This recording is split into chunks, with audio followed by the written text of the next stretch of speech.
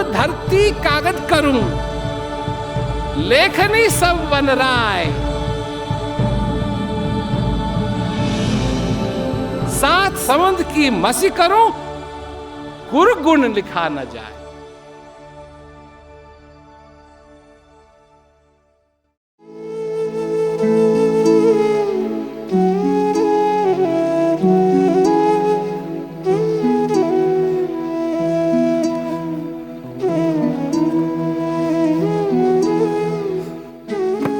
ईश्वर, अरे क्या किस्मत बनाई है मेरी। कोई काम बन के ही राजी नहीं। घर में घर वाले खुश नहीं, काम से वो मालिक खुश नहीं।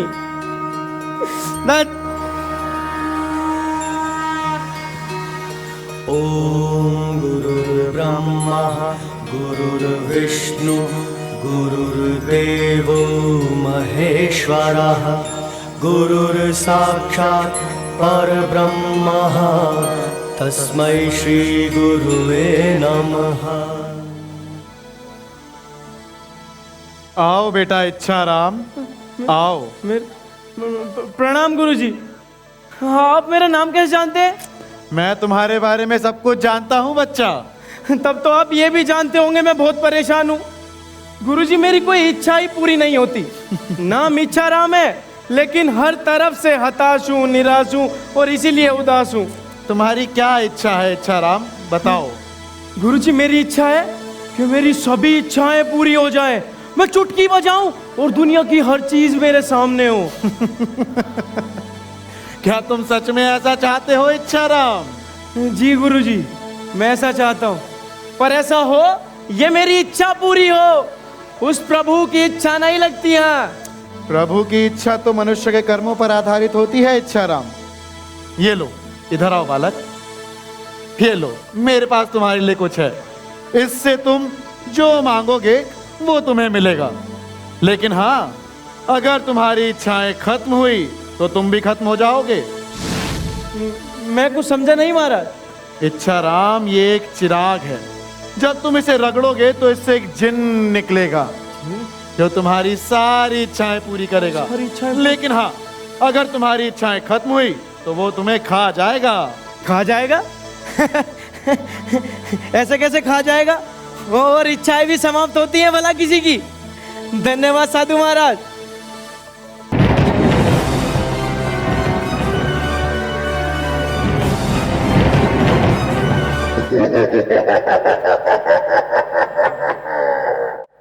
हुकुम करो मेरे आका। हुकुम? तुम्हारी क्या इच्छा है? मुझे भूख लगी है, खाना लाओ। ये आ गया। घर चाहिए। वो बन गया। गाड़ी लाओ। ये आ गई। हीरे मोती।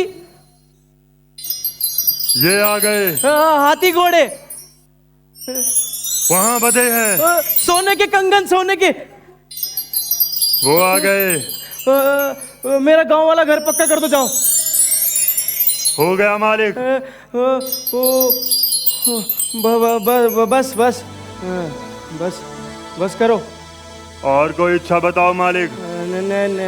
अरे समय तो लेने दो। समय लीजिए मालिक। एक काम करो, जाओ तुम। मुझे समझ नहीं आ रहा, जाओ तुम जाओ। ये कैसे हो सकता है मालिक? आप अपनी इच्छा बताइए। अरे अरे सांस लेने का समय तो दो थोड़ा सा। लो मालिक, अभी देता हूँ। अरे अरे इस हवा को रोको, मुझसे खड़ा नहीं हुआ जा रहा। जो आ गया मालिक, हवाएं बंद। मेरा दम घुट रहा है। हवा चलाओ मगर हल्की। जो आ गया मालिक। और कोई आ गया मालिक?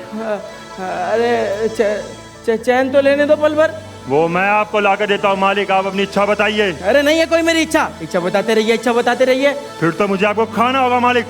अरे नहीं नहीं नहीं, इच्छा है ना इच्छा मेरी। एक काम करो, मेरे घर जाओ और सारे बर्तन सोने के बना दो। जाओ जाओ जाओ जाओ। जो आ गया मालिक। ये जिन तो मेरे ऊपर भारी पड़ गया।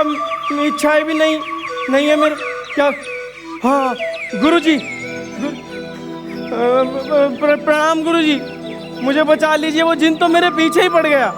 मैं एक इच्छा बताता हूँ तुरंत दूसरी इच्छा पूछने लग जाता है, और नहीं बताता तो खा जाने की धमकी देता है। लेकिन तुमने तो कहा था इच्छा राम कि तुम्हारी इच्छाएं कभी खत्म नहीं होंगी। लेकिन सांस लेने का समय तो दे।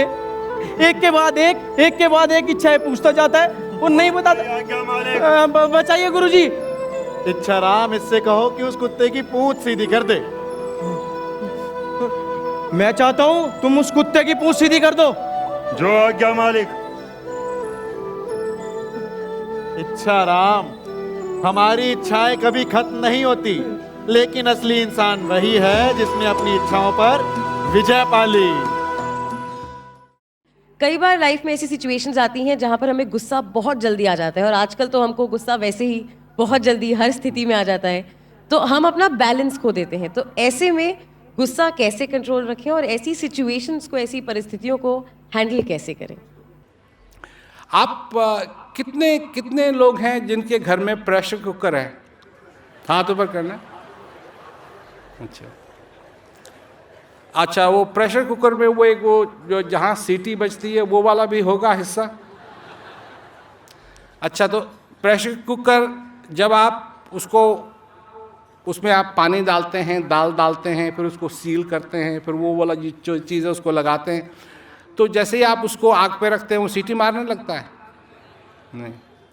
अच्छा, फिर धीरे धीरे धीरे धीरे धीरे करके वो सीटी मारने लगता है, नहीं? क्यों? क्यों? वो प्रेशर कुकर का मूड होता है सीटी मारने का? नहीं। उस प्रेशर कुकर में प्रेशर इतना बढ़ गया है कि जो वाल्व है वो ऊपर उठने लगता है, और जब वो ऊपर उठने लगता है उसमें से भाप निकलने लगती है और फिर वो सीटी मारने लगता है। गुस्सा होना भी आपका प्रेशर कुकर सीटी मार रहा है। अब इस प्रेशर कुकर को आग पे चढ़ाया किसने? वो भी आपने चढ़ाया। इसमें पानी किसने डाला? वो भी आपने। दाल किसने डाला? वो भी आपने। और प्रेशर कुकर के साथ ये बात होगी, जब वो सीटी की हालत में हो जाता है, वो तैयार हो गया जब, तब आपको ज़रूरी है कि उसको ठंडे पानी के अंदर रखें, थोड़ी देर ठंडा पानी उस पर डालें ताकि उसकी सीटी वीटी खत्म हो जाए, क्योंकि उस सीटी की अवस्था में अगर उसको आप खोलेंगे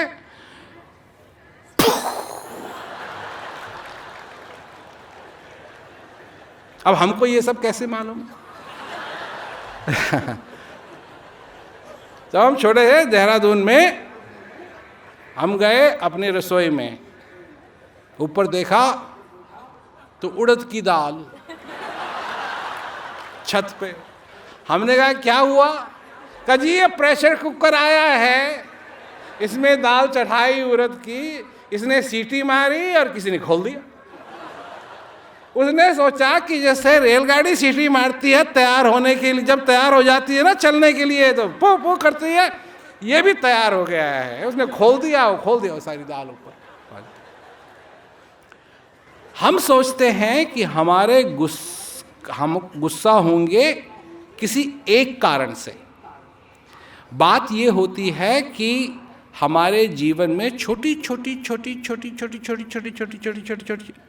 छोटी चीज़ें इतना प्रेशर बना देती हैं, और इसका एक कारण सबसे बड़ा ये है, अब ये सोचना पड़ेगा आपको इसके बारे में, जब आदमी अपने आप से निराश होने लगता है, अर्थात उसका एक सपना है कि मेरे बच्चे हैं, मेरी बीवी है, मेरा बड़ा घर हो और मैं ये करूँगा, मैं वो करूँगा, मेरा प्रमोशन होगा, फिर मैं बड़ा घर लूँगा, अपने बीवी बच्चों को उसमें रखूँगा। जब वो देखता है कि ये हो नहीं रहा है, मतलब उसको प्रमोशन नहीं मिल रही है, वो तो स्वयं अपने से जब मनुष्य ग्लानि करने लगता है कि मैं कर नहीं पा रहा हूँ, निराशा होने लगती है, ये समझ लो कि कारण बन गया। फिर उसका गुस्सा उसके परिवार पे उतरने लगता है, उसका गुस्सा अपने दोस्तों पे उतरने लगता है, उसका गुस्सा अपने पे उतरने लगता है। परंतु अब अपने से कैसे, आईने के आगे बैठ के तो वो अपने को थप्पड़ नहीं मार सकता है, तूने ऐसा क्यों किया, तूने ऐसा क्यों किया, तूने ऐसा क्यों, तो अपने पे ही उसके दिमाग में अपने पे गुस्सा आने लगता है। तो ये बात, इस बात का ख्याल रखें कि कई बार छोटी छोटी बातें होती हैं जो उस प्रेशर कुकर को फाड़ने के ऊपर मजबूर कर देती हैं।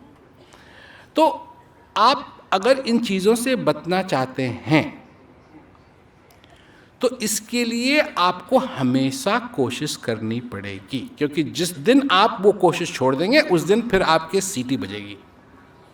कई बार होता है बहुत कोशिशें करने के बाद भी हमारे काम नहीं बनते हैं, तो ऐसे में क्या करें? कोशिश करते रहें या भाग्य भरोसे बैठ जाएं कि जब टाइम ठीक होएगा तो फिर काम भी बन जाएंगे? नहीं, एक तो ये देखिए कि जो आप करने जा रहे हैं वो काम सही है या नहीं। दो चीज़ें होती हैं। अब अंग्रेजी में मैंने बहुत रिसर्च की है इसका अनुवाद करने की हिंदी में, परंतु इसको आपको समझाना पड़ेगा। एक तो होती है चीज़ अफेक्टिव, और एक चीज़ जो होती है कि मैं कुछ करूं, इफ़िशिएंट। तो इफ़िशिएंट का मतलब हुआ कि जो भी मैं करूं वो इस तरीके से हो कि उसमें कम से कम मेरा परिश्रम हो। जैसे आपने सुना है कि हाई स्पीड ट्रेन आ रही है, तो ये सारी चीज़ें इफ़िशिएंसी बढ़ाने के लिए हैं। तो एक चीज़ होती है इफ़िशिएंसी और एक चीज़ होती है इफेक्टिव। और इफेक्टिव का मतलब है कि उस जो भी मैं करने जा रहा हूं उसका परिणाम वो होगा जो मेरे लिए भला होगा। तो दुनिया इफेक्टिव में नहीं लगी है, एफिशिएंसी में लगी है कि कैसे सारा। अब जैसे जो माता बहनें हैं यहाँ उनको अच्छी तरीके से मालूम होगा, ब्लेंडर जानते हो क्या होता है घर में ब्लेंडर? क्या होता है ब्लेंडर? उससे पहले सिलबट्टा इस्तेमाल करते थे, नहीं? तो ब्लेंडर क्या करता है? समय बचाता है, उसे कहते हैं एफिशिएंसी। घर में प्रेशर कुकर है, प्रेशर कुकर क्या करता है? समय बचाता है, खाना जल्दी बनाता है। माइक्रोवेव है, क्या करता है? समय बचाता है। पर माइक्रोवेव इफेक्टिव है क्योंकि कई बार खाना जला देता है। दूध गर्म करते हैं तो जरा भूल गए तो इफेक्टिव की रिलेशनशिप, उसका जो संबंध है वो है नतीजे से, कि नतीजा जो भी आप करने जा रहे हैं वो नतीजा आपके लिए बढ़िया से बढ़िया हो। इस पे कोई ध्यान नहीं देता है कि हम जो करने जा रहे हैं, जो भी जिस चीज़ की भी हम इंतजार कर रहे हैं, प्रमोशन की इंतजार कर रहे हैं, इसकी इंतजार कर रहे हैं, उसकी इंतजार कर रहे हैं, इसका हमारे कि भाई क्या असर पड़ेगा। तो लोगों को लगता है एक बार अगर सक्सेसफुल नहीं हुए तो क्या करें। इसका एक और मैं आपको उदाहरण देता हूं। मैं भी 4 अब आपको बता रहा हूं। मैं 4 किताबें लिख रहा हूं, एक नहीं 4 नहीं, उस पर काम हो रहा है। उसमें एक ये चीज है फेल और फेलियर। इसको 2 चीजों में बांटा है। जब आप छोटे थे और आपने चलना सीखा, खड़े हुए, देखा होगा आपने बच्चों को, खड़े हुए और गिर गए, फेल हो गए, है ना? पर आपने उस फेलियर को, उस निराशा को कभी स्वीकार नहीं किया, उससे कभी आप निराश नहीं हुए। क्या किया आपने? फिर खड़े हुए, फिर फेल हुए। तो फेल होना कोई बड़ी बात नहीं है, पर उस फेल से निराश होना बहुत बड़ी बात है। और उस बच्चे से आप सीखिए कि अगर फेल भी हुए और उसको निराशा में नहीं बदलने दिया, तो एक दिन क्या होगा, आप चलना सीख जाएंगे। और ऐसे ही आपने चलना सीखा है, और किसी तरीके से नहीं। परंतु आज क्या होता है, आज ये होता है कि मनुष्य करने से पहले ही निराश हो जाता है और कहता है ना, मेरे से नहीं होगा। और ये बच्चा, जब आप बच्चे थे, अगर आप ये कहते मैं नहीं चल पाऊंगा, फेल होना पड़ेगा बहुत बार, तो आप चलना सीखते। तो एक तो होता है फेल होना, और एक होता है फेल होने से निराश होना। इसको आप अगर बदल दें अपने जीवन में, क्योंकि आप समझते हैं कि जब आप फेल होंगे तो आप निराश भी होंगे, नहीं, इनको आप हटा दीजिए। फेल होना एक तरफ और निराश होना एक तरफ। फेल हो कोई बात नहीं, उससे कुछ सीखिए, अगली बार कोशिश कीजिए, परंतु कभी निराशा को अपने जीवन में ना आने दीजिए। आप कबीर दास जी के दोहे काफ़ी बड़ी खूबसूरती से अपने संदेशों में शामिल करते हैं, जिससे आज की पीढ़ी अनजान है। तो कितना ज़रूरी है आज की पीढ़ी के लिए कबीर दास जी से परिचित होना? देखिए, बात यह है कि कबीर दास जी हैं और अन्य संत हैं जिन्होंने सुंदर सुंदर बातें कही हैं। मेरी फिलॉसफी जीवन के बारे में यह है कि जैसे आप सुपरमार्केट में जाते हैं तो आप वही चीज़ खरीदते हैं जिनकी आपको ज़रूरत है। ये थोड़ी आप पूरा सुपरमार्केट खरीद लेते हैं, या हर एक शेल्फ में जाके एक एक एक एक एक एक, एक क्योंकि इसका लेना है, सब इसका सारा लेना है, नहीं। इसी प्रकार जहाँ से मेरे को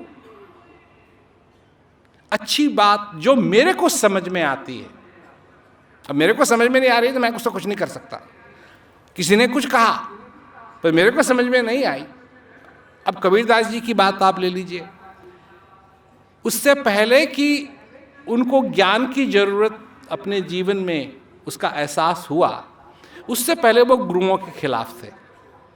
और गुरुओं के बारे में उसने ऐसा, कबीरदास जी ने ऐसी ऐसी बात कही कि पूछिए मत, पूछिए मत। और मैं देख सकता हूँ कि जब वो अपने गुरु महाराज जी के पास पहुँचे और कहा कि हमको ज्ञान दीजिए, गुरु महाराज जी ने कहा ऐसे आदमी को कैसे ज्ञान दूंगा मैं, जो ऐसी ऐसी चीज़ें लिखता है गुरुओं के बारे में। कहा मैं नहीं करूँगा। तब कबीरदास जी पड़ गए पीछे, और एक बार कबीरदास जी लेट गए, क्योंकि उन्होंने देखा कि उनके गुरु महाराज जी घाट पे जाया करते थे। तो जैसे ही उनका पैर कबीरदास जी पे पड़ा, उन्होंने कहा राम राम। कबीरदास जी ने कहा इतना ही बहुत है, ये आपने कह दिया मेरी तरफ, बस इतना ही बहुत है। तब जब उनकी जिज्ञासा देखी, कबीरदास जी की जिज्ञासा देखी, तो उनके गुरु महाराज जी ने उनको ज्ञान दिया। जब ज्ञान दिया और जब उनको उस चीज का अनुभव हुआ, उसके बाद क्या लिखते हैं, ऐसी ऐसी चीजें लिखनी शुरू की कि सब धरती कागज करूं, लेखनी सब वन राय, सात समुद्र की मसी करूं, गुरु गुण लिखा न जाए। ये कहां से आई? तो जब पानी वो गए प्यासे, कब प्यासा हूं, और उनको पानी पिला दिया। और जैसे ही पानी पिला दिया उनकी प्यास बुझी।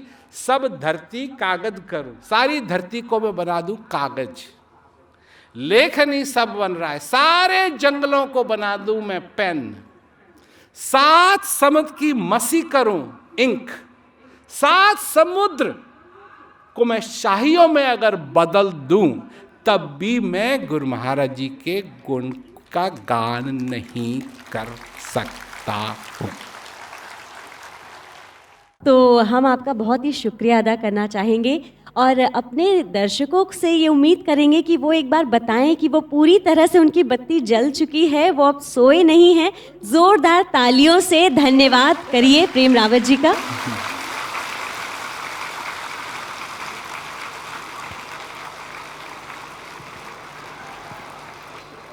पीछे वालों की बत्ती थोड़ी कम जली है, आगे वालों की बत्ती ज़्यादा जल पीछे रही वाले अपने हाथ ऊपर कर सकते हैं। है। हाँ वो हुआ। थैंक यू सो मच प्रेम रावत जी, आपने हमें समय दिया, बहुत-बहुत हमारे धन्यवाद। सवालों के जवाब दिए। इंसान के रहीम राम के आगे, ईश्वर के हर नाम के आगे, भक्तों के काफिर के आगे, शून्य प्रथम आखिर के आगे, हो खड़ा रे कबीर पहने अपनी गरीबी, सीना तो की झाड़ता है अपनी फकीरी। दुनिया का भय नहीं बोले सच्ची बोली रे, छीनेगा का कोई उससे खाली उसकी झोली रे, बड़ी ताकत है गरीबी में।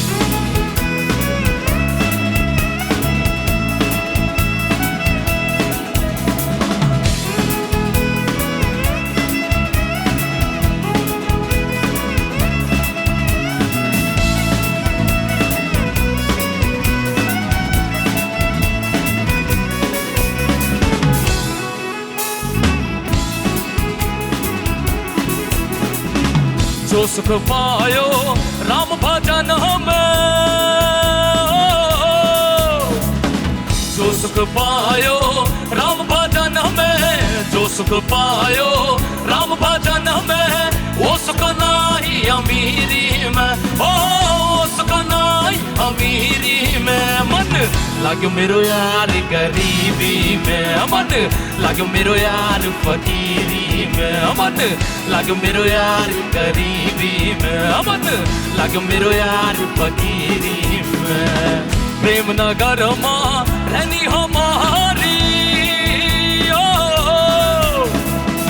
प्रेम नगर माँ रहनी हमारी, प्रेम नगर माँ रहनी हमारी, भली बनी आई सबूरी में, ओ भली बनी आई सबूरी में। मन लाग्यो मेरो यार गरीबी में, मन लाग्यो मेरो यार फकीरी में, मन लाग्यो मेरो यार गरीबी में, मन लाग्यो मेरो यार फकीरी में।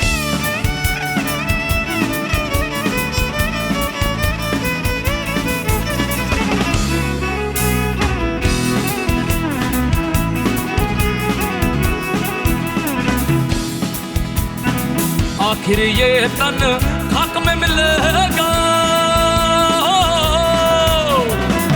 आखिर ये तन खाक में मिलेगा, आखिर ये तन खाक में मिलेगा। क्यों फिर है मगरूरी में, ओ क्यों फिर है मगरूरी में। मन लाग्यो मेरो यार गरीबी में, मन लाग्यो मेरो यार फकीरी में, मन लाग्यो मेरो यार गरीबी में, मन लाग्यो मेरो यार फकीरी में।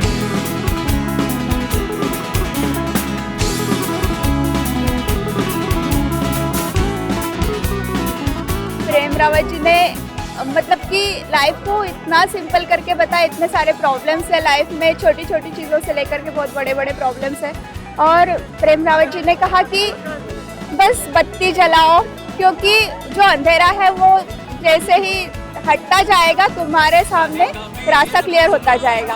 प्रेम रावत जी ने मुझे बात कही, मुझे वो बात अच्छी लगी जिन्होंने बताया कि एक दीपक आपके अंदर है, उसको जगा के और एक कैंडल से बहुत सारे दीपक जला सकते हो। वो बात मुझे बहुत अच्छी लगी। मैं बहुत एक्साइटेड थी इस प्रोग्राम के लिए, और जैसा कि मैंने सोचा था कि उससे भी कहीं ज़्यादा बहुत अच्छा प्रोग्राम रहा। अपने आप में एक बहुत अलग चेंज देखा मैंने अपने अंदर, और शायद जो चेंजेस मेरे अंदर पहले नहीं थी वो शायद अब हो जाएं। So let's hope for the best. Thank you. कोई भी एक पर्सन रूपी दिया जब तक वो खुद नहीं जला होगा वो दूसरे को नहीं जला सकता। और वो बात जैसे दिए के लिए फैक्ट है, वैसे ही पर्सन के लिए भी वो बात बिल्कुल 100% ट्रू है। वो सबसे अच्छी बात कहते हैं कि अपने आप को पहचानो। जो ये शांति फैलाने का जो उनका प्रयास है पूरे संसार में, उसका एक छोटा सा हिस्सा हूँ, इसकी मुझे बहुत खुशी है।